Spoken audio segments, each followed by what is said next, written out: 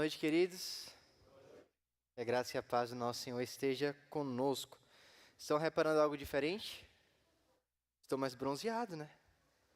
Passei uma semana na Bahia, fui rever os meus pais, rever a minha família. Foi um tempo muito precioso que eu tive ali, mas também é bom estar de volta, né? Com saudade da minha garrafinha, é o segundo ponto também. Esqueci um carro por aplicativo e agora ela faleceu. Vamos providenciar uma outra, mas não corre o risco de eu me molhar, né? Igual da última vez que eu estive aqui com vocês. É um privilégio para mim, mais uma vez, estar compartilhando com vocês a palavra que primeiro impacta o meu coração. Eu espero que também possa impactar o seu coração nesta noite. Hoje nós daremos continuidade à série de Hebreus. Nós estamos estudando essa epístola tão rica para nós. E hoje nós iremos olhar para o capítulo 7. Nós vamos olhar para todo o capítulo. Entretanto, eu convido você a abrir a sua Bíblia ou ligar o seu aparelho. A partir do verso de número 25. Eu falei 26, mas vou ler a partir do 25, tá bom? Hebreus, capítulo 7. Nós leremos a partir do verso 25. Mas trabalharemos em todo o capítulo. A você que nos assiste também, nos acompanha pelas mídias sociais. É um prazer imenso tê-lo nos acompanhando, mas esperamos que em breve você possa fazer esse presente também aqui em nosso tempo. A palavra do Senhor assim nos diz a partir do verso 25. Por isso também pode salvar totalmente os que por ele se chegam a Deus, vivendo sempre para interceder por eles. Com efeito, nos convinha um sumo sacerdote como este, santo, inculpável, sem mácula, separado dos pecadores e feito mais alto do que os céus, que não tem necessidade, como sumo sacerdote, de oferecer todos os dias sacrifícios, primeiro por seus próprios pecados, depois pelos do povo. Porque fez isto uma vez por todas, quando a si mesmo se ofereceu. Porque a lei constitui sumos sacerdotes a homens sujeitos à fraqueza. Mas a palavra do juramento, que foi posterior à lei, constitui o Filho perfeito para sempre. Vamos orar mais uma vez? Senhor nosso Pai, que nós tenhamos um momento de aprendizado acerca de quem Tu és. Que saiamos aqui da forma diferente da qual adentramos.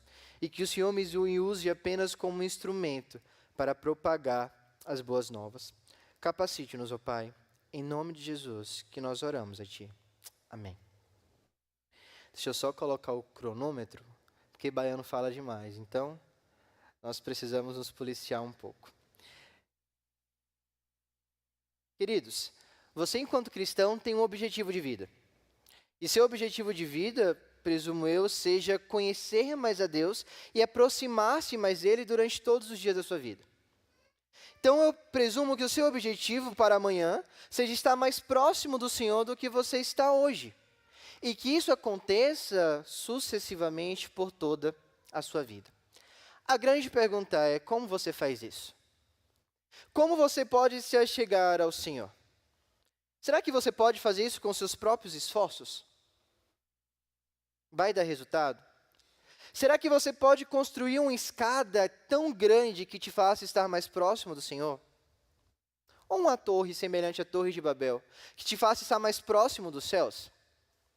Será que você pode se achegar ao Senhor com aquilo que você faz de mais precioso, com as tuas boas obras? O que te faz estar mais próximo do Senhor? Porque é justamente isso que vai fazer e vai ditar como será a sua caminhada nessa longa jornada que nós chamamos de vida. Como que você tem andado? E com quem você tem andado? Existe uma série de livros que foram transformadas em filmes, chamada Senhor dos Anéis, escrito pelo grande escritor, o Tolkien, né? E ele retrata para nós a história de um grande hobbit chamado Frodo. E Frodo e seus amigos, eles têm uma extraordinária missão. Eles precisam proteger a Terra-média do maligno. E para isso eles precisam estar nas mãos deles um anel mágico. Porque esse anel, quando ele está na mão de pessoas do mal, ele pode potencializar essa força. Então eles entram nessa missão em busca desse anel. A grande questão é quando eles começam a passar nessa missão, eles se veem voltados e envoltos por desafios, em momentos super complicados. E aí Frodo entende. Ele precisa de alguém para que no meio desses perigos e incertezas possa liderar e proteger a sua turma. E é nesse momento que um outro personagem entra na cena, Gandalf.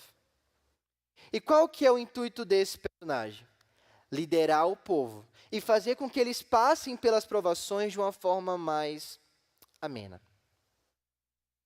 Quando a Epístola dos Hebreus ela foi escrita para os judeus que haviam se convertidos ao cristianismo já no primeiro momento da igreja. E esses judeus, eles sofriam perseguição por parte das lideranças daquela época para que eles pudessem retornar ao judaísmo. E alguns deles estavam tentados a retornar.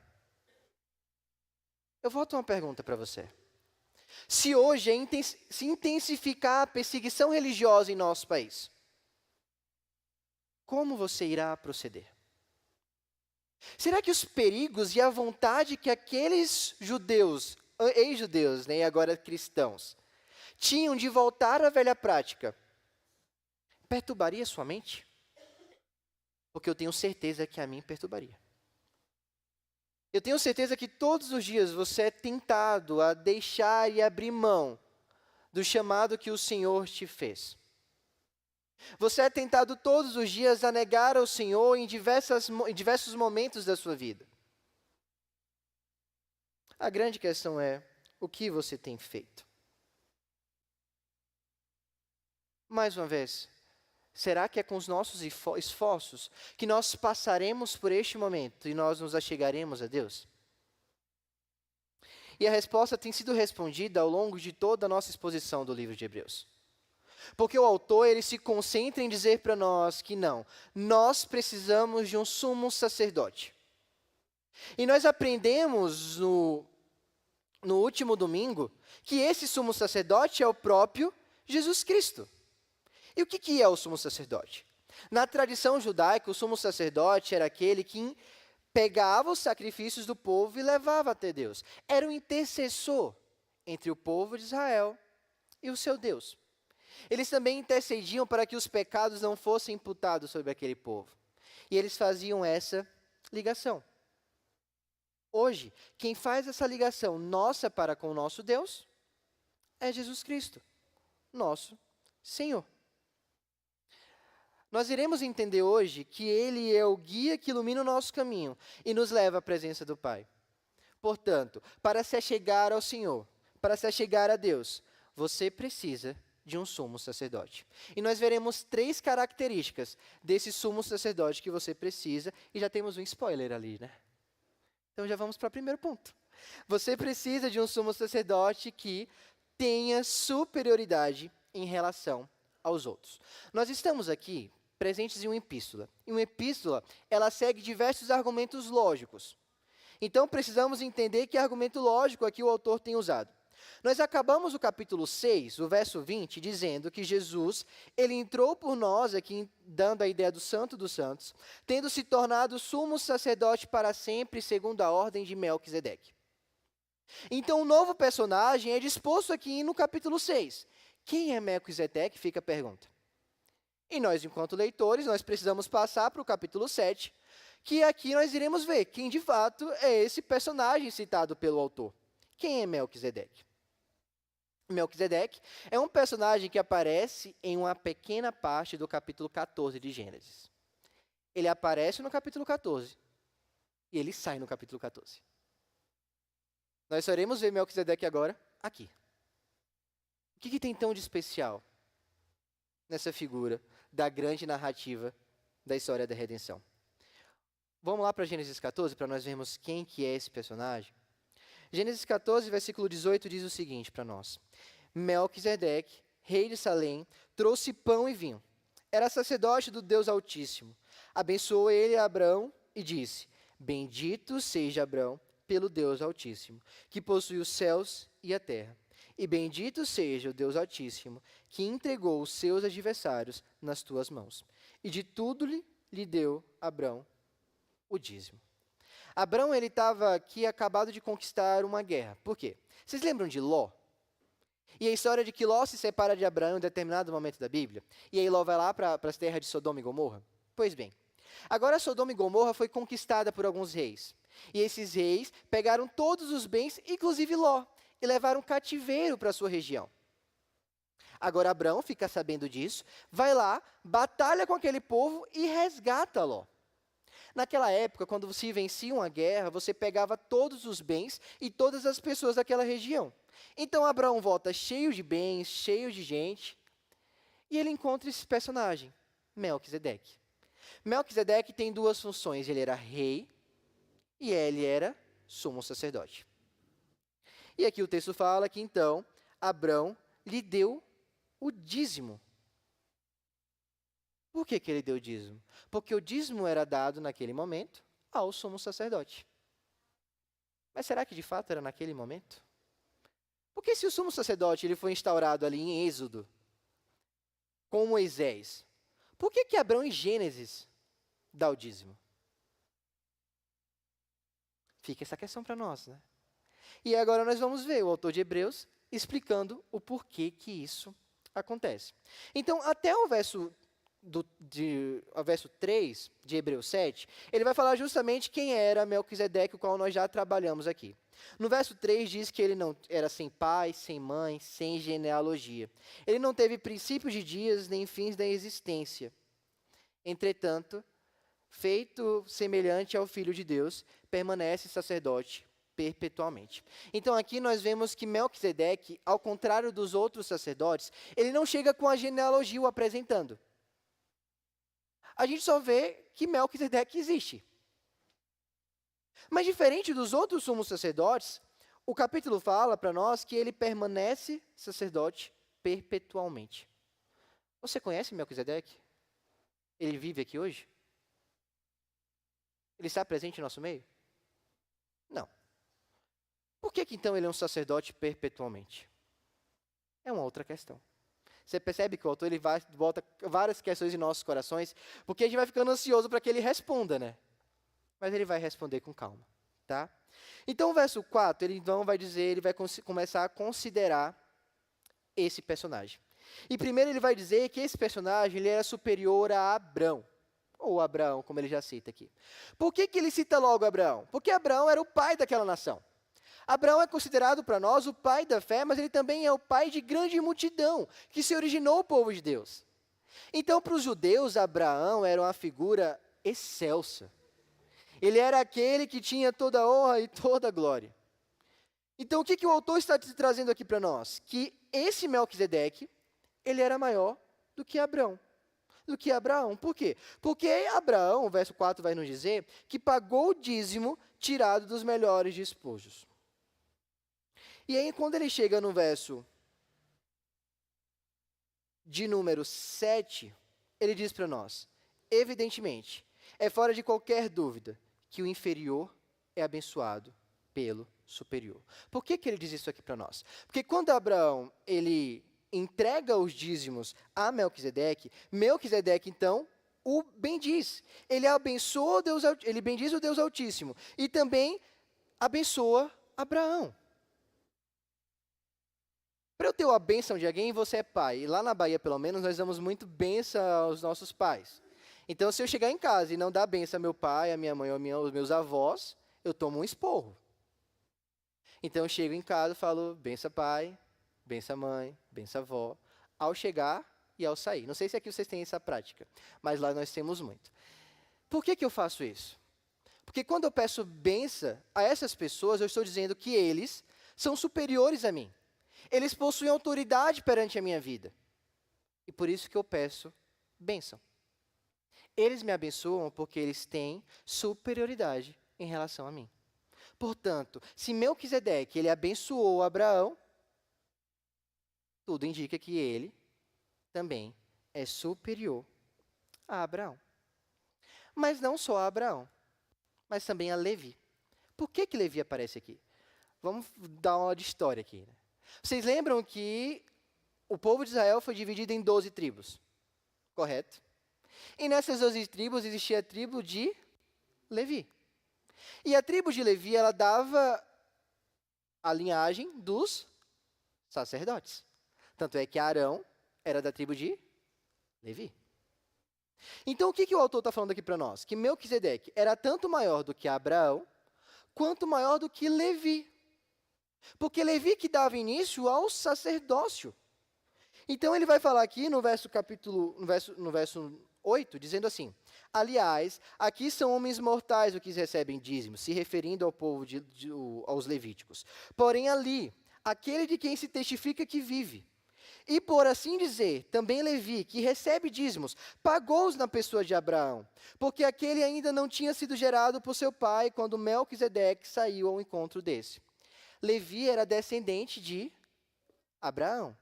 Então, quando Abraão ele paga o dízimo para Melquisedeque, toda a sua descendência também está se fazendo ali em Abraão. Então, Levi também pagou a Melquisedeque o seu dízimo.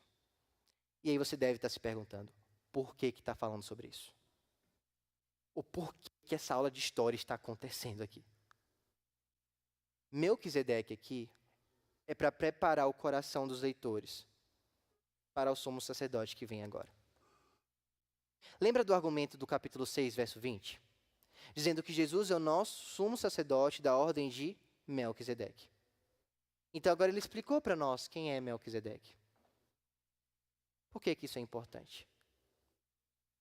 Porque se ele é superior aos levíticos, se ele é superior aos sacerdotes da ordem levítica, então Cristo também é superior a todos os sacerdotes da ordem ali dos levíticos. Cristo é superior a todos os outros. É por isso que o nosso primeiro ponto fala justamente sobre isso. Você precisa de um sumo sacerdote que tenha superioridade em relação aos outros. Cristo é superior. Observe o verso 11. Ele diz assim: se por tanta perfeição houvera sido mediante o sacerdote levítico, que necessidade haveria ainda que se levantasse outro sacerdote, segundo a ordem de Melquisedeque, e que não fosse contado segundo a ordem de Arão? Pois quando se muda o sacerdócio, necessariamente há também mudança de lei. Porque aquele de quem são ditas essas coisas pertence a outra tribo, da qual ninguém prestou serviço ao altar. Pois é evidente que o nosso Senhor procedeu de Judá, tribo a qual Moisés nunca atribuiu sacerdotes. Isso ainda é mais evidente, diz o versículo 15. Quando a semelhança de Melquisedeque se levanta outro sacerdote, constituído não conforme a lei do mandamento carnal, mas segundo o poder de vida indissolúvel. Cristo, ele não é aqui instituído como sumo sacerdote só porque ele fazia parte, ou porque ele fazia parte da descendência de Levi. Não. Ele é instituído sumo sacerdote pelo juramento do próprio Deus. Da mesma forma que Deus instituiu Melquisedeque como sumo sacerdote, ele também o faz em Cristo. Sabe por que Melquisedeque é citado lá em Gênesis 14? Porque lá em Gênesis 14, a Bíblia já apontava para o Cristo que haveria de vir. Ele é citado para que todas as pessoas entendam que ele era um tipo daquele que haveria de vir.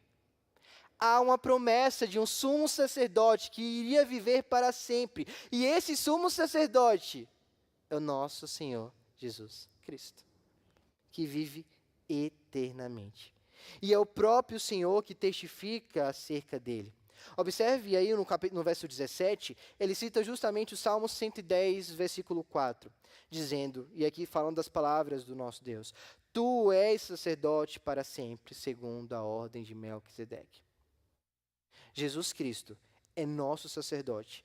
E ele não é um sacerdote passageiro, não, mas ele é um sacerdote para sempre. Quando nós compreendemos todo esse senso de grandeza que o Senhor tem, o que isso causa no seu coração? Porque isso deveria causar um sentimento e um senso de adoração. Você precisa entender que apesar das dificuldades da sua vida, você tem alguém por você, alguém intercedendo por você que é superior a todos os outros. Esse alguém foi instituído pelo próprio Deus para ser o seu sumo sacerdote. Para ligar a sua vida à vida do seu Pai, do seu Deus.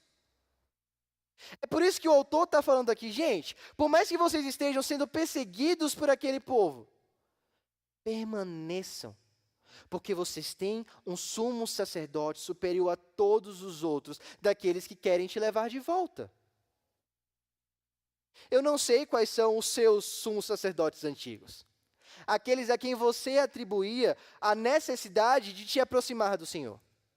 Pode ser as suas boas obras, o seu senso de ser bom, o seu sentimento de estar fazendo tudo certo, os seus trabalhos que você faz aqui na igreja.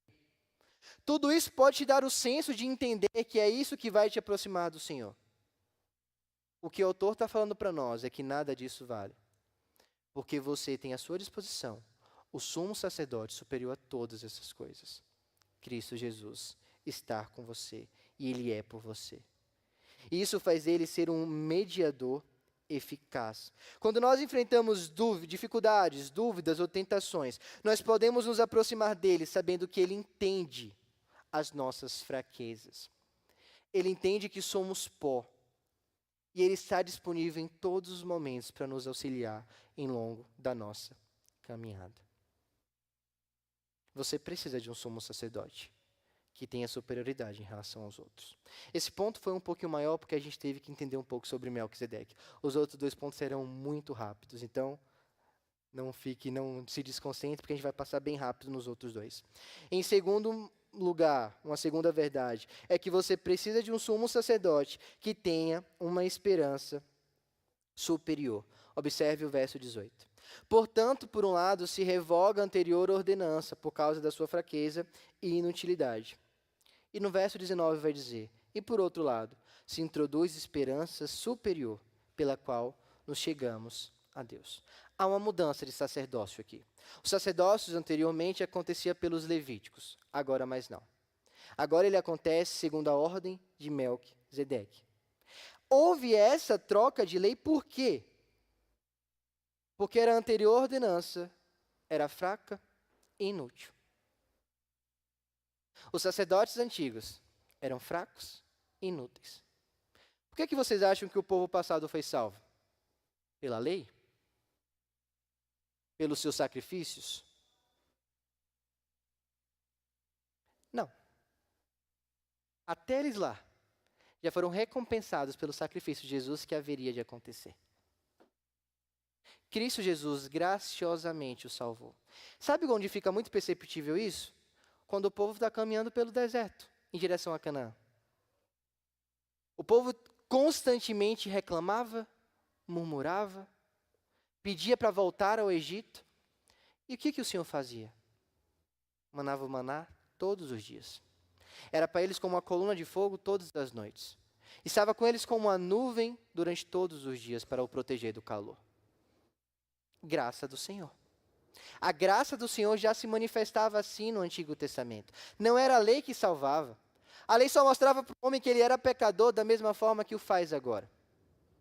E é por isso que Cristo, ao vir, ele nos dá uma esperança superior. Porque agora o nosso acesso ao Pai é livre. O que acontece quando o Senhor morre e ele clama tetelestai? O véu do templo se rasga, marcando assim o início de uma nova era.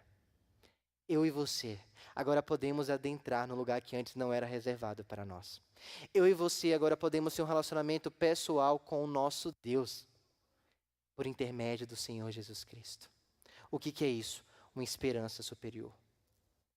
Se estivéssemos aqui na antiga aliança, isso aqui teria tomado de sangue. Não tem aquele animalzinho que você mais gosta? Aqueles que são pai de pet? Ou mãe de pet? Aquele animalzinho seu que você mais gosta? Pois é, era esse que era sacrificado naquela época. Eles estariam sendo mortos aqui agora. Cada pecado que você cometesse, um animal deveria ser morto aqui no templo. E o cheiro de sangue estaria por todo lugar. Você está vendo algum animal sendo morto aqui? Você está vendo?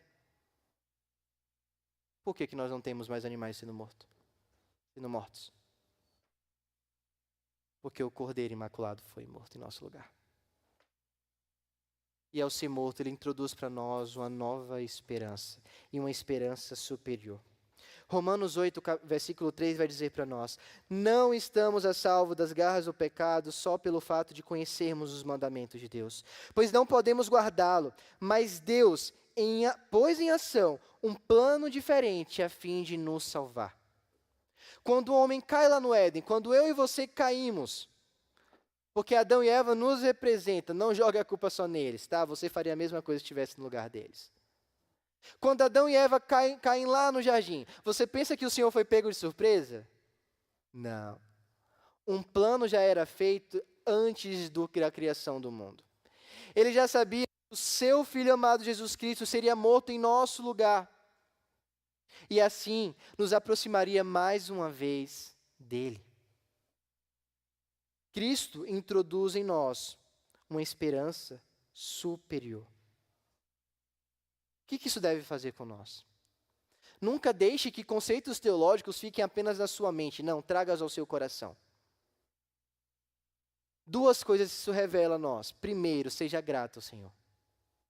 Nós, enquanto bons presbiterianos, sabemos que nós não somos salvos pelas nossas boas obras. Mas por que nós a praticamos? Porque nós somos gratos e nós respondemos ao que o Senhor já fez na sua vida. Onde o Senhor te tirou, meus irmãos? De onde você foi tirado? O Senhor te levou a um lugar de filho amado dele. E agora como que você vive em resposta a isso? Se isso nada vale na sua vida e você vive da mesma forma, será que de fato a mensagem do Evangelho impacta o teu coração? Nós somos chamados a responder graciosamente aquilo que nos foi dado de forma graciosa. É por isso que nós somos chamados à prática de boas obras. Por quê? Porque nós somos gratos ao Senhor. Em segundo momento, resistência. Resista. Você pode resistir porque em ti reside uma viva esperança, Jesus Cristo. É por isso que se um dia chegarem até nós e tirarmos de nós o convívio que nós temos enquanto igreja, nós iremos resistir. As dúvidas irão chegar ao seu coração.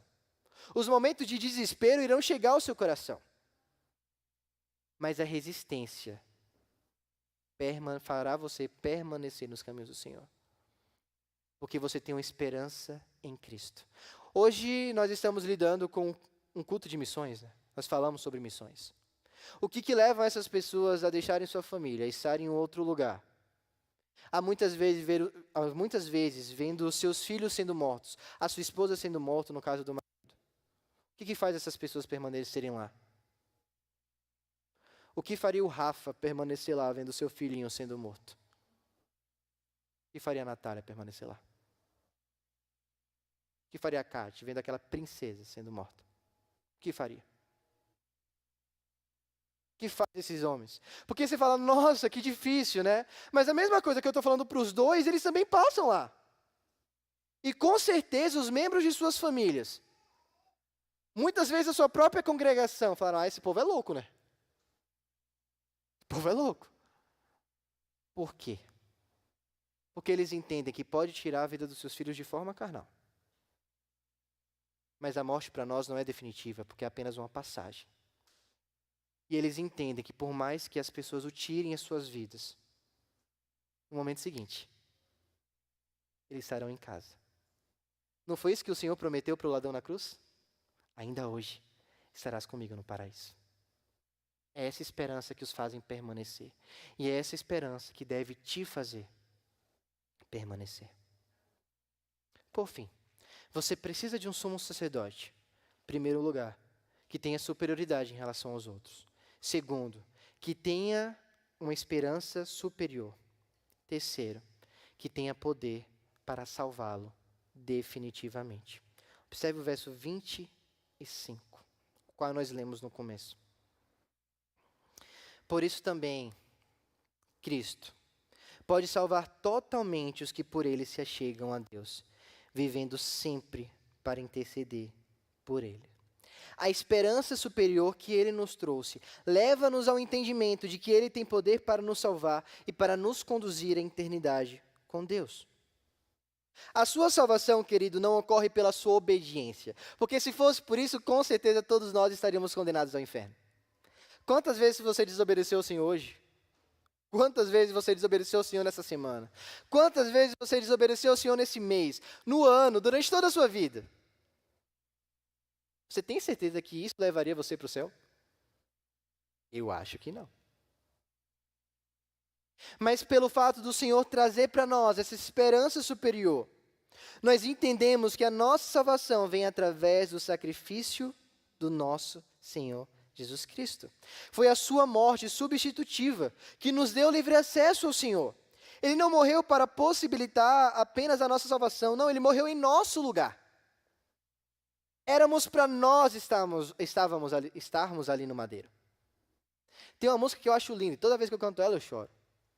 Que ela fala assim: era eu, condenado era eu. Todas as vezes que você ceiar, lembre-se, era você. Era o seu corpo. Era o seu sangue que deveria ser vestido ali. Por que que não foi? Por que que nenhum de nós foi crucificado ainda? Porque o seu Deus foi crucificado no seu lugar. Está vendo, dona Marli? O seu Deus fez-se carne e morreu em seu lugar. E é por isso que para nós a morte ela não é mais agora como um peso de pecado. Não. A morte para nós vira uma passagem. Olha que interessante. A morte que antigamente era barreira, agora é passagem para nós. A morte agora é descanso para nós. Por que que isso acontece? Por que que essa mudança de significado acontece? Porque alguém trouxe a nós a salvação. O nosso sumo sacerdote trouxe a nós a salvação. Um versículo que todos nós conhecemos, João 3,16, o que que ele diz? Porque Deus amou o mundo de tal maneira, que deu seu Filho unigênito, para quê? Você crê? Então você tem a vida eterna. Simples assim. Você precisou fazer algo? Não. Ele fez no seu lugar. Tem uma música muito famosa que fala assim: segura a mão de Deus. Se fosse para você segurar, meu irmão, o que aconteceria na sua vida?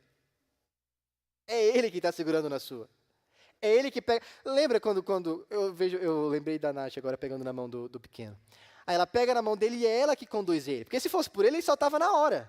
E pegava o violãozinho dele e começava a tocar. Mas é a Nath que pega na mão dele e fala: não, vamos agora, a gente vai para a salinha. É a Nath que não solta a mão dele, não ele que pega na mão dela. A mesma coisa acontece conosco que o Senhor. É o Senhor que segura a nossa mão. É o Senhor que nos conduz à salvação. Porque Deus nos amou de tal maneira. E assim nos deu Jesus Cristo, que morreu em nosso lugar e nos concedeu a vida eterna. A salvação ela não é uma conquista de obras, mas é uma oferta da graça. E é por isso que se alguém te perguntar: você tem certeza da sua salvação? O que você responde? Sim. Você é arrogante por isso? Não. Mas porque você confia no seu sumo sacerdote, que você sabe que a sua salvação está nele fixada. Ele é o nosso sumo sacerdote. E era desse que nós precisávamos. Olha o versículo 26. Com efeito, nos convia um sumo sacerdote como este, santo, inculpável, sem mácula, separado dos pecadores e feito mais alto do que os céus. Quem é esse? Quem é esse que não tem necessidade, como sumo sacerdote, de oferecer todos os dias sacrifícios, primeiro pelos seus próprios pecados, depois para os nossos? Quem é esse? Você consegue pensar em alguém? É o pastor que chega na sua mente? É o seminarista pobre coitado, né? Nenhum de nós, queridos, nenhum de nós podemos estar inculpável perante o Senhor, sem mácula.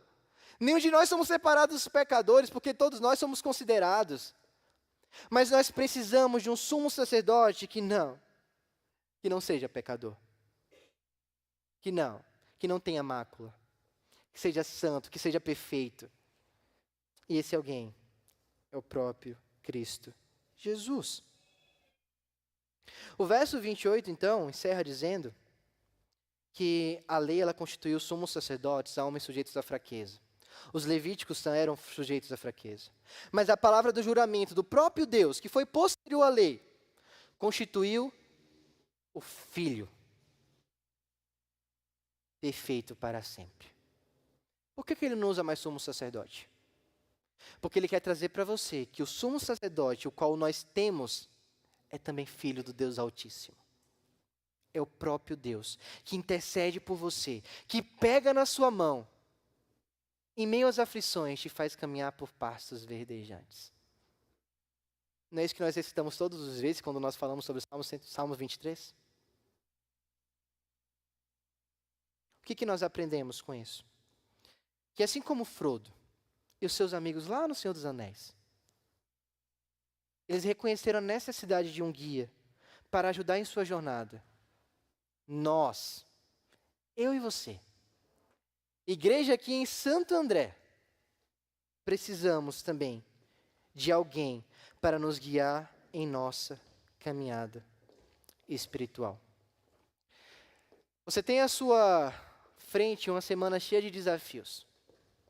Eu tenho certeza que hoje já passou pela sua cabeça o que você vai fazer amanhã. E muitos de vocês estão preocupados, porque o que você vai fazer amanhã é super complicado. Entretanto, em meio às dúvidas, em meio às incertezas, em meio às dificuldades, nós temos alguém que nos aproxima do nosso Deus.